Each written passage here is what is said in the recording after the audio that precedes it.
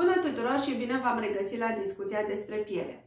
Astăzi vreau să vă vorbesc despre o terapie de curățare de la Dermedix și anume despre peelingul cavitațional sau peelingul cu ultrasunete. Așa cum îi spune denumirea, este un peeling mecanic, care îmi exfoliază blând epidermul, în special zona cornoasă, stratul cornos al epidermului și anume zona disjunctă a acestuia, pentru a menține o piele curată și frumoasă.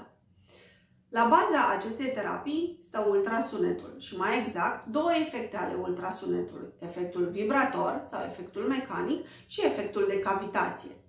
Prin efectul vibrator se face exfolierea. Practic, prin microvibrațiile produse de ultrasunet se dislocă legăturile dintre celule, acestea exfoliindu-se foarte ușor.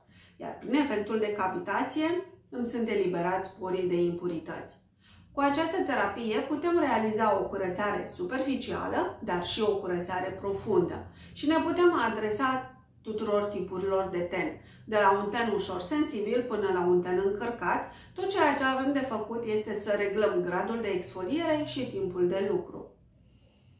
Această terapie se poate realiza pe toată perioada anului. Practic este o terapie full season și poate fi integrată foarte ușor în tratamentele cosmetice lunare sau periodice, deoarece mă ajută foarte mult în etapa de curățare.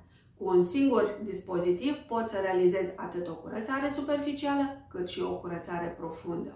Peelingul cavitațional poate fi combinat sau poate fi urmat și de altă terapie, cum ar fi mezoterapia virtuală sau oxigenul hiperbaric, sau poate fi urmat de aplicarea unui ser, o mască și o cremă de final.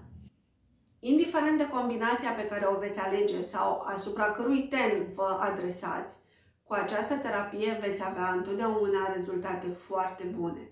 Eu vă mulțumesc pentru atenție și vă aștept cu drag la următorul material.